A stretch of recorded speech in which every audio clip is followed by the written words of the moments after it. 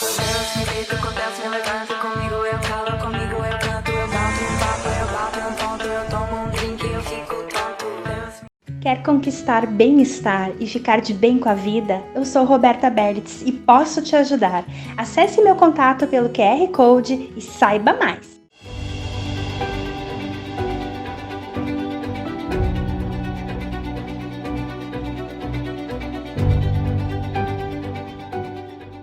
Olá, sejam muito bem-vindos a mais um programa Mulheres Quebrando Tabus. Hoje nós vamos dar sequência à nossa temática Mulheres e Política, mas antes disso eu queria agradecer nossos apoiadores, o Majestic Drinks, a Roberta Berlitz, que é terapeuta e psicopedagoga, e também nossa parceira, que é o usualbrechó.com.br. Hoje a gente está gravando virtualmente, então não estou usando nenhum dos looks do brechó, mas os outros que foram utilizados nos outros programas estão disponíveis para venda lá no usualbrechó.com.br, certo? Queria apresentar a nossa convidada, dar as boas-vindas para ela, que é a Maria Eunice. Gostaria que a Maria Eunice, então, se apresentasse para a gente conhecer um pouquinho quem é ela. Uhum. Então, em primeiro lugar, agradeço, viu, Janaína, pelo convite recebido, né? E é uma grande, para mim é uma oportunidade enorme participar desse programa Mulheres Quebrando Tabus. Eu acho que todos nós quebramos tabus todos os dias das nossas vidas, né? Então, eu sou a Maria Eunice, nasci e me criei na cidade de Canoas e vou fazer 65 anos agora em agosto. E estou no segundo mandato de vereadora, mas antes disso eu fui metalúrgica, trabalhei 28 anos na Springer, fui dirigente da CUT, dirigente nacional do PT, e essa trajetória, a partir do momento que me aposentei, lá em 2005, resolvi priorizar o trabalho partidário. E desde então, concorri, fui dirigente do partido, liberada, inclusive, para focar apenas o PT, o Partido dos Trabalhadores, e depois disso fui secretária de governo no município de Canoas em 2 mandatos, fui secretária de Estratégia e Inovação e fui secretária de Desenvolvimento Social. Desde 2016 fui eleita vereadora. Na história de Canoas, eu sou a quinta mulher, são 82 anos de existência da cidade, sou a quinta mulher eleita e a única que foi reeleita nessa trajetória. Então, acho que também isso é quebrar um tabu, né? Porque, infelizmente, até então, Canoas elegia a cada 16 anos, praticamente, uma mulher a cada 16 anos, e nunca conseguiu reeleger. Então, agora eu acho que nós quebramos esse paradigma e vamos, certamente, a próxima legislatura ter mais mulheres. Certo.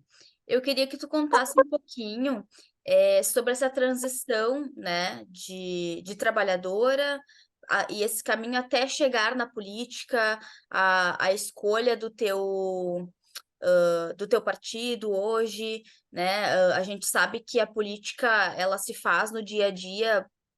E a política em si, ela está na vida, né? Ela é muito além da política partidária, mas a gente precisa da política partidária para a gente estar acessando e conseguindo direitos que é o nosso sistema hoje no Brasil. Tu sabe que, na verdade, assim, ó, eu venho de uma família de 6 irmãs e um único irmão. Eu me lembro que, adolescente, eu questionava muito a situação, a realidade, mas não compreendia. Então, questionava a situação, a pobreza, as doenças em massa. Eu fui compreender quando comecei a estudar ali na Unicinos, em 76, eu fazia matemática, licenciatura curta, e ali eu comecei a ter as primeiras noções assim do que era grave, né? Então, a partir dali, eu comecei a ter uma atuação mais consciente, né? Não sempre questionadora. Eu questionava, por que isso? Por que daquilo? me revoltava, mas não compreendia. A partir dos estudos sobre os brasileiros, no fundo, foi o que me despertou a compreender o que acontecia. Mas foi quando, em 78, eu iniciei trabalhando na Springer e engravidei, e me dei conta que a fábrica não tinha creche. E ali eram 2.700 trabalhadores, 70% mulheres, e ali eu comecei a fazer uma mobilização pelo direito à creche. Então, é pelas ações da vida concreta, as necessidades imediatas.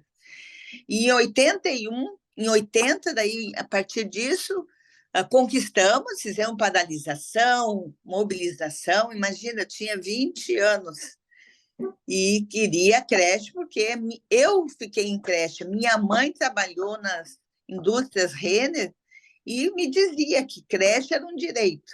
Então, ali eu também fiz essa mobilização para ter o direito à creche, todos nós. E conquistamos, pelo menos a empresa fez um convênio, que não era o suficiente, mas foi dessa vida concreta que despertou a atuação. Em 80, quando, na ocasião, hoje ele é senador, o Paim, Paulo Paim, ele montou uma oposição e me convidou para participar. E eu entrei na direção, constituindo a oposição lá em 1980, 81 teve eleição na fábrica que eu trabalhava. Os sócios, só 3 não votaram na gente, os demais todos votaram. E ali iniciou a minha luta, né, pelos direitos das mulheres, mas de todos os trabalhadores. Numa direção 99% de homens, só eu de mulher. No setor metalúrgico, aqui no estado do Rio Grande do Sul, as mulheres tinham uma participação no mundo do trabalho em torno de 5% a 10%. Então, era um período muito difícil. Eu acabei sendo a primeira mulher eleita para a direção executiva de um sindicato metalúrgico no estado do Rio Grande do Sul. E esse período não foi fácil, né? Porque contribuir, organizar, mobilizar, sendo tão jovem, eu já tinha 2 filhas, então, porque uma nasceu em 79 e a outra nasceu em 80. Então, eu com 2 filhas e acabei sendo tesoureira do sindicato, fiquei no sindicato até 92, depois fui eleita para a direção da CUT estadual, fui secretária de formação. Então, todo esse processo, a primeira consciência que tive foi na vida, quando adolescente me revoltava pela injustiça social. Depois, na universidade, comecei a ter consciência dos problemas brasileiros e que isso atingia a maioria do povo. E na luta sindical, comecei a desenvolver um trabalho que identificava que era muito além. E, a partir da eleição da Constituinte, eu comecei a atuar mais partidariamente. Eu estava na coordenação da campanha que elegeu o Paim, deputado federal constituinte, participei de inúmeras mobilizações, abaixo-assinados, ida a Brasília para conquistar essa Constituição de 88, e a partir dali eu passei a ter uma atuação simultânea dentro do Partido dos Trabalhadores. Até 86, a minha participação no sindicato tem vários posicionamentos, mas eu não tinha um posicionamento partidário. Eu me identificava com as lutas políticas, as lutas por a habitação, as lutas pela saúde. Imagina, 86 era todo o debate nacional da criação do SUS, da implantação da municipalização da saúde. Eu tive a oportunidade de participar da Conferência Nacional em Brasília, levei as 2 filhas junto comigo, fiquei 15 dias, e lá também foi um momento ímpar, porque lá foi um primeiro momento, além da municipalização do SUS, debateu-se o nexo causal das doenças ocupacionais e os acidentes de trabalho, que eram gravíssimos no Brasil, e precisava ter atitudes. Então, ah, dentro da luta sindical, eu sempre articulei a luta geral com a luta das mulheres. Então, até porque eu sempre digo, né, era a única mulher na direção do sindicato, então eu tinha que estar junto com meus companheiros na luta geral. Então, ia para as mesas de negociação, nas mobilizações, nas greves, mas simultaneamente ia desenvolvendo um trabalho com as mulheres, principalmente com o objetivo de conscientizar, de politizar, de fazer que cada uma de nós assumisse uma luta, quer para os seus direitos individuais, familiares, mas também coletivos, né? Então, e acabei nessa trajetória sendo eleita da direção nacional. Eu morei um período em São Paulo, lá de 2001 até 2006, na direção executiva, e depois retornei, quando me aposentei, retornei para o Rio Grande do Sul, e daí assumi a direção do PT estadual, de 2006 até 2010, quando eu saí e assumi a Secretaria de Governo aqui em Canoas. Então, a minha trajetória sempre foi nesse trabalho. Simultaneamente, viu, Janaína, nós organizamos uma associação de mulheres do Multiplicar aqui na cidade de Canoas. É uma entidade que já existe desde 1997, de forma informal, e em 2003 nós registramos.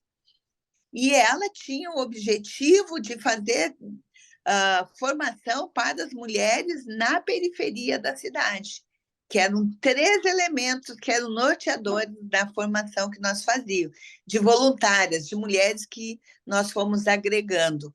Um era sobre gestão de empreendimentos, era um período muito de desemprego, as mulheres estavam alijadas no mercado de trabalho, e faziam muitos trabalhos voluntários nas igrejas, nos sindicatos, nas associações de bairro, e passavam necessidades, né? Porque também o desemprego era campeava. Então, nós pensamos num projeto que pudesse propiciar a geração de trabalho e renda. Então, trabalhava os direitos das mulheres e, simultaneamente, trabalhávamos a questão da saúde comunitária e a sexualidade da mulher. Então, eram 3 eixos: planejamento, gestão de empreendimentos solidários, saúde comunitária e a saúde da mulher em particular, e a questão dos direitos das mulheres, que também, naquele período, né, tinha muitas lutas que conquistamos, muitos direitos conquistados na Constituição, mas que não tinham efetividade na vida real. Então, esse foi uma trajetória que, de certa forma, eu entrei no sindicato, na oposição, em 81, mas foi em 86, na luta constituinte, que eu acabei me posicionando pelo Partido dos Trabalhadores em função da luta política, da concretude das mobilizações, né, e do que compreendia, né, os direitos das mulheres, como é que a gente devia efetivar os direitos dos trabalhadores, uma constituinte que nos faz igual, homens e mulheres, pelo menos na lei está, né? A gente não encontra isso todos os dias, mas na lei está. Queria te primeiro parabenizar por essa linda trajetória e agradecer porque, como tu comentou, fez parte aí da elaboração da Constituição, né, de 88, que é considerada a Constituição cidadã, que nos dá direitos e deveres. Como tu bem mencionou, está ali, não que isso ocorra, mas essa lei como balizador já nos dá um respaldo para muitas coisas que a gente pode aí estar atingindo. Algumas outras questões que me chamou a atenção na tua fala é sobre ser muito nova quando quando tu começou na luta, e como hoje a gente tem falado muito a questão do etarismo, né, que é muito voltado para a questão do preconceito da idade com a mulher mais velha, mas o etarismo, eu penso que ele ocorre na vida inteira da mulher, porque ou a mulher é muito nova ou a mulher é muito velha para determinadas coisas. E outra questão também que fica muito evidente na tua fala sobre o tomar partido, não necessariamente um tomar partido partidário, né? A partir do momento que tu te identifica com determinadas pautas, tu já está tomando um lado. E como isso hoje está muito polarizado, as pessoas rotulam.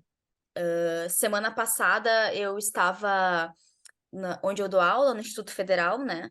E eu fiz um trabalho, sou professora de educação física, e fiz um trabalho com os alunos que eles tinham que criar um invento visual, que é um nome que o Combrace, que é o Congresso do Colégio Brasileiro de Ciências do Esporte, deu para a sala de imagens, que podem ser memes, desenhos, tirinhas, enfim, a partir das reflexões que a gente trabalhou sobre educação física em sala de aula. E aí a gente escolheu, a partir de algumas votações, 4 trabalhos que vão se inscrever para esse congresso. Então, os alunos tinham que elaborar um resumo explicativo sobre o seu invento visual. E aí eu disse, primeiro vocês leiam sobre o congresso para entender o contexto. E aí eu estava fazendo outras coisas e eu ouvi um aluno dizendo assim para o outro quando chegou, isso aqui tu lê, isso aqui é petismo. E era onde dizia questão de direitos, questão de democracia, que na verdade são pautas que deveriam ser de todos os partidos. Então, como a gente hoje está nessa polarização e acaba esquecendo de coisas que são básicas do ser humano, né? Tu sabe que, assim, primeiro, todos nós éramos jovens quando lutamos contra a ditadura, por exemplo, na minha geração. Então, eu soube da ditadura quando entrei no movimento sindical. Meu pai era militar. E o meu pai disse assim, eu até questionei, por que o senhor nunca falou para nós? Ele disse, porque eu queria proteger vocês. Né? Era isso a síntese que ele fazia.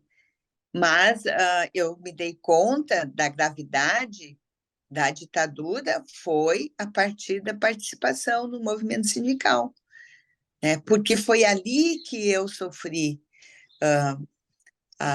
nas greves, o confronto, né? O desaparecimento de alguns companheiros nas mobilizações. Então, e daí comecei a compreender as reuniões. Eu nunca me esqueço uma reunião que eu fiz aí em Novo Hamburgo. Era na igreja e eu revoltada com o que estava acontecendo, e tinha uma irmã do meu lado, e eu disse, não, nós temos que fazer alguma coisa, nós não podemos admitir isso. E essa freira me disse o seguinte, minha filha, ela era já idosa, e eu jovem, ela disse, nós temos que ter uma tática que nem cupim. A gente vai, e quando vê, a casa caiu. Então, nossa organização tem que ser permanente, sistemática, sem visibilidade, para que a gente consiga corroer e destruir tudo aquilo que existia. Falo isso porque, assim, tinha uma visão unitária. A democracia era um sonho de todos aqueles que sofreram e aqueles que queriam um mundo melhor. Nós não tínhamos, né, essa pluralidade. Tinha partidos na clandestinidade, tinha partidos de governo, tinha partidos de oposição, mas não nessa pluralidade, nessa diversidade. Então, o que acontece? Nós tínhamos muito mais unidade de ação. O que nos unificava era a democracia. Eu acho que foi isso que aconteceu. Então, quem sofreu a ditadura, quem sentiu o que é tu cuidar o que tu vai falar, onde vai estar, como vai se expressar, com receio de desaparecer, ou tu saber que no outro dia um colega teu desapareceu. Então, quem vivencia isso e vê que a condição humana estava cada vez pior, dá outros valores. Tem um valor maior, que é o valor humanitário, independente dos posicionamentos políticos de cada um. Então, isso eu sempre digo, nós nos uníamos, tinha uma unidade de ação, porque o objetivo era único, a luta pela democracia. Hoje tem uma pluralidade partidária, tem uma diversidade de temas que tu levantou aqui, né? Que vocês fazem debates temáticos, né? Então, cada um quer expressar a sua luta, né? Então, tem essa pluralidade, nem sempre consegue construir uma unidade de ação. E acabam, pela ausência de reflexão, de debate, de vivenciar, né, a politização mesmo, porque hoje as redes sociais permitem que se fale tudo sem refletir, tu não faz algo debatido, reflexivo. Tu põe a tua ideia, parece que é a máxima única e pouco ouve, então não há diálogo. Então, em função disso, muita gente fala o que pensa sem refletir. Então, a gente acaba, né, um período assim, que, desculpa dizer, até me parece que um retrocesso, um emburrecimento.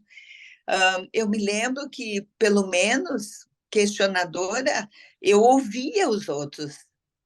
Eu aprendi no conflito das divergências a ouvir, a debater. É isso que nos faz melhor, que faz crescer, que faz debater, compreender a vida, compreender a realidade. Não é pensando todo mundo igual. Então, eu ainda defendo essa pluralidade e diversidade. Agora, ela tem que ter um espaço de reflexão. Por isso, estava dizendo aqui, nós temos encontros virtuais que vocês desenvolvem, ali antes de nós iniciarmos o programa, mas vocês fazem presencial. Nada substitui o presencial. Nada substitui, né, esse diálogo. Mesmo virtual, nós temos um diálogo. Mas o presencial, porque eu digo assim, o corpo fala, né? Os olhos demonstram, os teus gestos dizem. Então, presencialmente, tu consegue refletir, ouvir, tu modera o que tu vai dizer, tu ouve. Então, eu acho que na escola, isso, infelizmente, não é só na escola, em toda a sociedade. E eu acho que, assim, aí eu quero puxar a brasa, assim, para o meu assado da minha idade, né? Eu não me canso de contar as histórias para que leve jovens ou adultos a refletirem sobre as suas vidas. Eu não acredito em transformação se não fizer uma reflexão da sua prática, do seu comportamento, dos costumes. Então, a idade também permite isso. Então, no meu período, nós éramos todos jovens. Hoje, nós temos muitos jovens e muita gente da minha geração, né? Que alguns que já estão mais acomodados, outros que estão na ativa, que nem eu estou incansavelmente também debatendo. Então, esse encontro geracional é importantíssimo para a compreensão, é importantíssimo. Eu estava falando sobre essa questão de... Eu não me canso de dar um exemplo que eu vivenciei, que foi a luta da Constituinte. Na Constituição de 88, a principal conquista das mulheres foi que lá constou: homens e mulheres são iguais perante a lei. Segundo, as mulheres puderam, a partir da Constituição de 88, ter a escritura da sua propriedade, do casal, o nome dela e dele. Ali se adquiriu direitos trabalhistas, mulher empregada doméstica, trabalhadora rural, conquistas enormes, importantes. E daqueles 519 deputados federais e senadores, 27 só eram mulheres. E num certo momento houve um ambiente do que os homens, dos empresários, dos governos dizendo que ia ser um custo do Brasil muito alto, que ia desempregar as domésticas, que não iria viabilizar as aposentadorias com as mulheres ganhando o salário mínimo como trabalhadora rural. Em determinado momento, os homens disseram assim, vamos tirar os direitos das mulheres, elas são só 27. E daí, e foi no período para a votação, e era isso que estava colocado. E eram 27 mulheres, num total de 519. Então, essas 27 mulheres do PT, do PCdoB, do PSD, do PSB, de todos os partidos, do PMDB, de todos os partidos, elas disseram não. Nós podemos ter 27, mas nós somos milhares. E construímos uma mobilização nacional. E essa mobilização fez que vários ônibus do Rio Grande do Sul e do Brasil foram a Brasília. Se todo mundo entrar no Google, vai ver o lobby do batom, ou a bancada do batom, que foram as mulheres. Por isso, tomar partido, sim, é tomar partido de que lado tu está, qual a pauta que tu defende. Estar filiado a um partido é dizer, eu vou militar por uma concepção programática. Aí tu vai definir e vai ser uma parte da sociedade. Agora, tomar partido pelos direitos das mulheres, tu viste como é bem amplo? Eu não me canso de falar todo mês de março, eu faço o batom vermelho, que para mim representa a bancada do batom, que todas nós, independente de partido, de credo, de etnia, todas nós juntas podemos, sim, mudar essa condição, tomar partido em defesa dos direitos das mulheres, das crianças. Então, eu acredito nessa visão e é por isso que nossa atuação é nesse sentido. A intolerância tomou corpo, mas eu acredito que todas nós, e o trabalho que vocês fazem, ao abordar o temático, cada um quer colocar a sua pauta. A sua luta é tão importante quanto a dos outros. E antes, quer queira, quer não queira, a luta unitária, ela abafava as diferenças, a diversidade. Mas a democracia era mais importante. E isso está comprovado nessa última eleição, né? A capacidade de unificar em nome da democracia, não necessariamente um alinhamento partidário.